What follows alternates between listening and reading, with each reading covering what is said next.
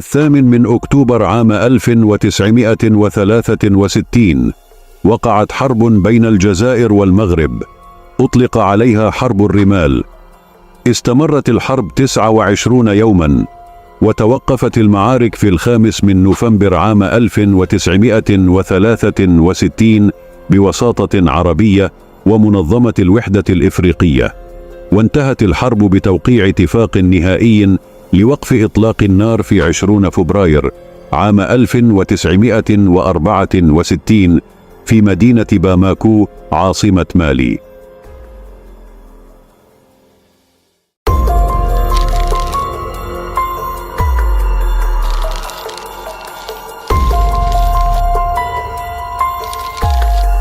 حيث داهمت المزرعة ووقع اشتباك عنيف بين عناصر الخلية من جهة.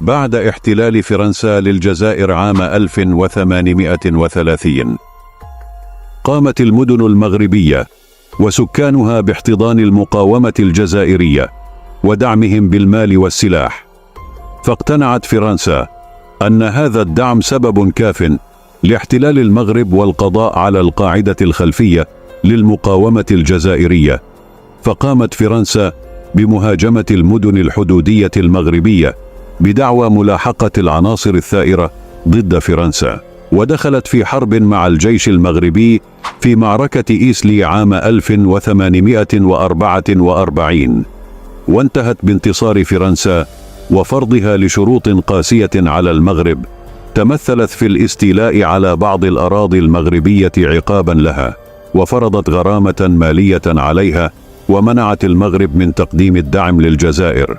وتم توقيع معاهدة بين فرنسا والمغرب في عام 1845 سميت لا مغنية، وتضمنت 7 بنود منهم رسم الحدود بين الدولة المغربية ومستعمرات الجزائر، والتي تضمنت إبقاء الحدود بين دولة المغرب والجزائر كما كانت بين السلاطين الجزائريين وسلاطين المغرب السابقين. وأصبحت المناطق الجنوبية والتي فيها منطقة بشار وتندوف دون تحديد للحدود، بدعوى أنها أراضي خالية غير صالحة للسكن ولا تحتاج إلى رسم توضيحي للحدود. 30 مارس عام 1912 وبضغوط فرنسية تم توقيع اتفاقية فاس بين فرنسا والسلطان المغربي عبد الحفيظ بن الحسن، تنازل بموجبها السلطان عن سيادة المغرب لفرنسا، جاعلا المغرب تحت الحماية الفرنسية. وفي نوفمبر من نفس العام وبموجب اتفاق بين فرنسا وإسبانيا حصلت إسبانيا على محمية شمال المغرب، وتم تقسيم المغرب إلى 3 مناطق: المنطقة الشمالية تحت الحماية الإسبانية، المنطقة الوسطى تحت الحماية الفرنسية، مدينة طنجة خضعت لحماية دولية. ومع بداية عام 1912 وبعد إعلان الحماية انتشر العنف في أغلب المدن المغربية، وقامت فرنسا بمكافحة القبائل بدعوى مكافحة المقاومة المغربية لإرساء الحماية الفرنسية. واستمرت الحرب على المغرب حتى عام 1934 وانتهت بفرض الاستعمار الفرنسي سيطرته على أراضي المغرب. في عام 1950 تم اكتشاف مناجم للحديد والمنغنيز في المنطقة الجنوبية التي تركت بدون تقسيم، فقررت فرنسا تدقيق رسم الحدود وإدخال كل من تندوف وبشار ضمن المقاطعات الفرنسية للجزائر، ومن هنا بدأت المشكلة الرئيسية. في عام 1956 نالت المغرب استقلالها عن فرنسا، واعترفت إسبانيا باستقلال المغرب، فطلبت المغرب بحل مشكلة الحدود وإرجاع المناطق التي ضمتها فرنسا إلى الجزائر. حينها عرضت فرنسا على المغرب استعادة بسط سيطرتها على المناطق التي تطالب بها، لكن بشرطين: الأول هو تأسيس شركة فرنسية مغربية وتكليفها باستغلال الموارد المنجمية المكتشفة حديثا في الصحراء. والشرط الثاني وقف دعم الثورة الجزائرية. رفض الملك محمد الخامس العرض الفرنسي، وأكد أن مشاكل الحدود ستحل مع السلطات الجزائرية بعد استقلال الجزائر عن فرنسا. في مارس عام 1961 توفي ملك المغرب محمد الخامس، وتولى الحكم بعده نجله الملك الحسن الثاني. في عام 1961 ومع ظهور ملامح استقلال الجزائر، وقع ملك المغرب الحسن الثاني مع رئيس الحكومة الجزائرية المؤقتة فرحات عباس اتفاقا على ضرورة بدء المفاوضات لحل مشكلة الحدود بين البلدين مباشرة عند استقلال الجزائر. في 5 من جويليا عام 1962 أعلن رسميا استقلال الجزائر عن فرنسا. وفي سبتمبر من نفس السنة قبل أحمد بن بلة رئاسة أول حكومة جزائرية بعد الاستقلال، وأعلن أن التراب الجزائري جزء لا يتجزأ. ورفض بن بلة وجيش التحرير الوطني فكرة كل تفاوض حول التنازل عن أي أرض حررت بدماء الشهداء. فقام الملك الحسن الثاني بزيارة الجزائر في 13 مارس 1963، وذكر أحمد بن بلة بالاتفاق الموقع مع الحكومة الجزائرية المؤقتة بشأن وضع الحدود بين البلدين. فطلب أحمد بن بلة من ملك المغرب تأجيل مناقشة الأمر إلى حين التعافي من آثار الحرب واستكمال بناء مؤسسات الدولة ومعالجة الحكومة الجزائرية بعض المشاكل والأزمات الداخلية.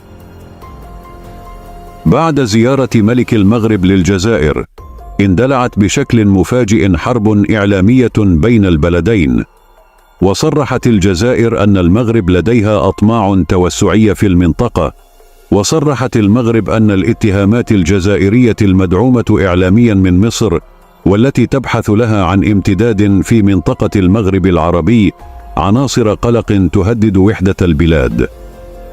رفض حزب الاستقلال المغربي موقف النظام الجزائري والحملة الإعلامية الجزائرية المصرية على المغرب، وقام بنشر خارطة للمغرب الكبير، وكانت تضم ثلث الجزائر والصحراء الغربية وموريتانيا وجزء من مالي. بدأ الضغط يرتفع تدريجيا بين البلدين، وبدأت الجزائر والمغرب في تعزيز وجودهم العسكري على طول الحدود، وبدأ الإعلام من الطرفين بنشر التجاوزات التي يمارسها كل بلد، مثل حرس الحدود الجزائري الذي قام بطرد مغاربة من بلد فكيك الجزائرية الحدودية ويوجههم نحو المغرب، والمغرب يطرد تجارا جزائريين من مدينة وجدة المغربية. وتطورت الأحداث بعدها بشكل متسارع. 8 من أكتوبر عام 1963 شنت عناصر من القوات الجزائرية هجوما على منطقة حاسي البيضاء لاستعادتها، وأسفر الهجوم على مقتل 10 عناصر من الجيش المغربي. وكانت هذه الشرارة الأولى التي أشعلت حرب الرمال بين الجزائر والمغرب. 9 من أكتوبر عام 1963 اليوم التالي للهجوم الجزائري، أعلنت المغرب أن محمية تندوف وحاسي البيضاء وتنفوشي تم الاستيلاء عليهم في هجوم مفاجئ من طرف القوات الجزائرية. وقام الملك الحسن الثاني بإرسال وفد دبلوماسي للجزائر، ودخل الطرفين في مفاوضات للوصول إلى حل، لكنها وصلت إلى طريق مسدود. قامت الجزائر بحشد قواتها على طول الحدود، والتي كانت مدعومة من الاتحاد السوفياتي ومصر وكوبا، وقامت المغرب بحشد قواتها على طول الحدود، والتي كانت مدعومة من فرنسا وأمريكا. 14 أكتوبر 1963 كانت البداية الفعلية للصراع. بعد دخول القوات النظامية المغربية المجهزة جيدا، وقامت باحتلال حاسي البيضاء وتندوف مرة أخرى. في المقابل استولى الجيش الجزائري على إيش داخل صحراء المغرب لفتح جبهة جديدة للقتال لفك الضغط على القوات الجزائرية المهددة في الجنوب. ووصلت القوات في التوغل غربا إلى حدود مدينة فكيك. لماذا قمتم بالهجوم على المغرب؟ ما قمناش بالهجوم، احنا ما عندناش باش نقوم بهجوم، ما عندناش طائره واحده، ما عندناش. امال مين اللي قام بالهجوم؟ انتوا قمتوا بالهجوم والمغرب صدوه؟ ما باتا هذه احنا مش احنا اللي نقوم بالهجوم، هما دخلوا لبلادنا صدوهم فقط، وهذه كانت مفتعله. كل المصادر بتقول انتوا هاجمتوا المغرب. لا يا اخي، الحقيقه انا كلامي هو مش احنا اللي قمنا، وبكل صراحه ما عندنا حتى الوسائل باش نقوم، ثم ما كناش حقيقه في مناخ اللي يخلينا ندخل في حرب. احنا كان هذا بالنسبه لنا كفر. ليه؟ لان وقت الحرب الشعب المراكشي والشعب التونسي والشعب الليبي والشعوب العرب كلها يعني تفاعلت لصالحنا بصفه مذهله. الثوره الجزائريه كسبت كل يعني الاعانه من طرف العرب كلهم بغير استثناء ما ذهبوا مع بشير. La position du Maroc est une position essentiellement défensive, tant sur le plan politique que sur le plan militaire. Malheureusement, il se trouve que le gouvernement algérien a préféré recourir à une autre forme de discussion. Et il y a eu l'attaque du poste de Hassi Beida, que vous connaissez. J'ai quand même essayé, comme je l'ai dit au cours de ma conférence de presse, de gagner 24 heures, 48 heures pour voir si vraiment les intentions du gouvernement algérien étaient des intentions offensives ou si le gouvernement s'était trouvé devant un fait accompli. Malheureusement, la réponse qui m'a été faite, tant dans sa forme que dans son fond, ne me laissant pas d'autre solution que celle de l'emploi de l'armée royale pour la récupération des postes d'Hassi Beida de Tinjoub. C'est le président Ben Bella, donc la presse et la radio algérienne, qui ont elles-mêmes déclaré spontanément que le problème n'était pas un problème de frontières, que ce n'était pas un problème entre Ben Bella et Hassan II, mais que c'était un problème entre deux idéologies. Il est certain que si on met le débat sur ce terrain, il sera difficile de lui trouver une solution. 15 من أكتوبر عام 1963 قررت الجزائر استدعاء قدامى محاربي جيش التحرير الوطني، وأصبح الاشتباك والقتال عنيف حول واحة تندوف وفكيك. اندلعت أكبر معركة في يوم 25 من أكتوبر بالقرب من حاسي البيضاء، واستمرت المناوشات المتبادلة بين الطرفين. في 5 من نوفمبر 1963 توقفت المعارك من الجانبين، وتم وقف إطلاق النار بشكل مؤقت.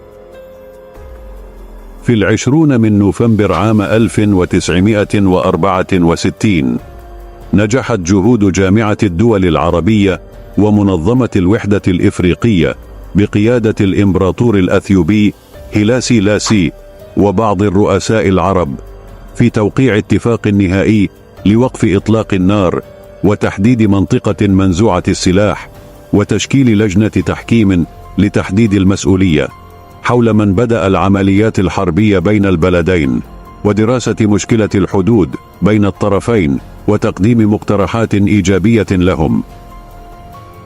دعمت كوبا الجزائر، وذلك لتزامن قيام ثورة كوبا ضد حكم باتيستا عام 1953 مع الثورة الجزائرية، والتي انطلقت بعدها بعام، وكان هناك تضامن بين الثورتين.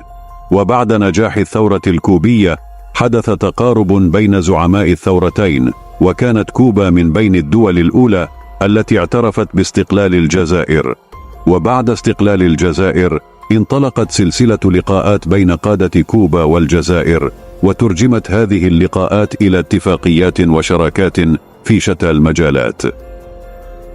ولم ينسى كاسترو موقف الرئيس بن بلة عام 1963 عندما أصر على زيارة كوبا قادما لها من أمريكا رغم اعتراض الرئيس الأمريكي وقتها جون كينيدي على هذا التصرف.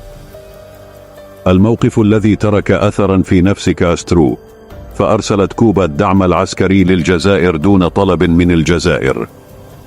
أما بالنسبة للدعم المصري للجزائر، فيقول الكاتب محمد حسين هيكل في كتاب حرب 30 سنة الانفجار أنه قبل إرسال المساعدات المصرية إلى الجزائر أرسل الرئيس عبد الناصر رسالة إلى الرئيس بن بلة جاء فيها: إنني أناشدك أن تحاول بكل جهدك دون أن تحول خلافكم مع المغرب إلى صراع مسلح، وأرجو أن تعرف أن المساعدات التي هي في الطريق إليكم لها هدف معنوي وسياسي بالدرجة الأولى، ولذلك فإنني أدعوك إلى الالتزام بأقصى درجات الحذر واليقظة في هذه الظروف العاصفة.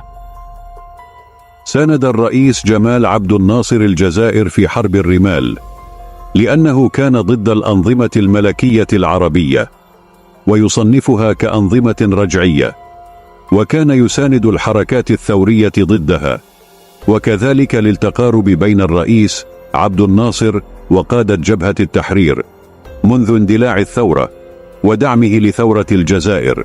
وقيل أن الدعم المصري كان ب1000 مقاتل من فرق النخبة المصرية مع كتيبة مدفعية مصرية بكامل تسليحها وتشكيل جوي خاص من أحدث الطائرات السوفياتية الصنع. هل حقيقة أن الرئيس عبد الناصر دفعكم للهجوم على المغرب؟ لا وأيدكم وأرسل لكم قوات وأرسل لا لكم؟ أبدا. احنا طلبنا من الرئيس جمال عبد الناصر لأن المعركة وقعت في الصحراء، واحنا عندنا جيش مش كلاسيكي، مش جيش نتاع عصابات، معناها جيش نتاع جبال، نتاع غابات، مش نتاع صحراء واطية. وما عندناش طائرة واحدة وما عندناش يعني مدرعة واحدة. بس انت في 28 أكتوبر 1963 وصلتك 3 سفن محملة بالأسلحة وبالمدرعات من كوبا من عند صديقك كاسترو. نعم.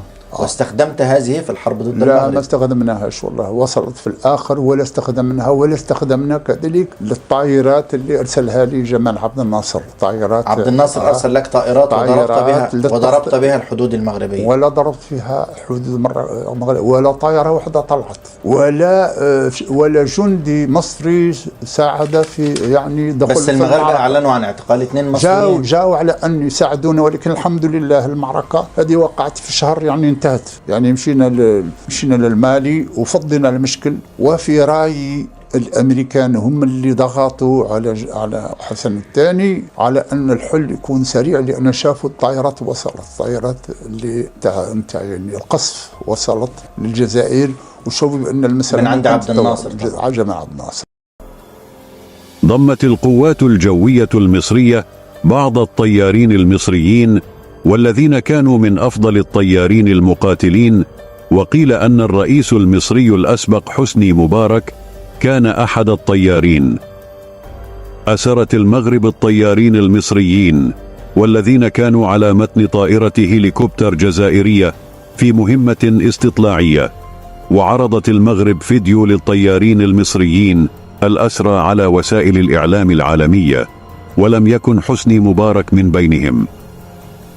وظل الطيارين المصريين في الأسر حتى استجاب الملك الحسن الثاني لدعوة الرئيس جمال عبد الناصر لحضور مؤتمر القمة العربية عام 1964، وتوجه الملك إلى القاهرة، وتم تسليم الطيارين إلى مصر.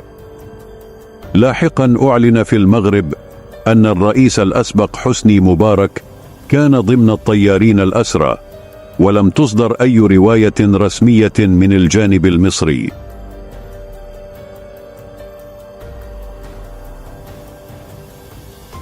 لا توجد إحصائيات دقيقة عن عدد الخسائر في الأرواح والعتاد. أعلن المغرب رسميا سقوط 39 ضحية، ولم تعلن الجزائر عن عدد الضحايا. في أبريل عام 1964 تمت عملية تبادل للأسرى بين الجزائر والمغرب، وتم تبادل 379 أسيرا جزائري مقابل 57 أسيرا مغربي. أعلن مؤخرا في عام 2021 وزير الخارجية الجزائري رمطان لعمامرة بأن خسائر الجزائر في حرب الرمال تجاوزت 850 قتيل. هذه الحرب عرفت استعمال المغرب لأسلحة ومعدات عسكرية ثقيلة وفتاكة خلفت ما لا يقل عن 850 شهيدا جزائريا ضحوا بحياتهم من أجل الحفاظ على السلامة الترابية لوطنهم. قام المغرب بقطع علاقاته مع كوبا، واستدعى سفير مصر، وقام بطرد 350 معلما مصريا نتيجة لدعم مصر وكوبا للجزائر. رغم تضارب الآراء في أن الإحصائيات أوحت إلى فرضية تفوق أو انتصار المغرب في حرب الرمال عسكريا، أما الجزائر فقد فازت بحرب الرمال في الجانب السياسي والدبلوماسي، لأن الأراضي التي كانت قبل الحرب محل نزاع وخلاف أصبحت نهائيا تابعة للجزائر بعد الحرب. خلفت حرب الرمال توترا وتأثيرا سلبيا مزمنا في العلاقة الجزائرية المغربية، ما زالت آثارها موجودة حتى الآن.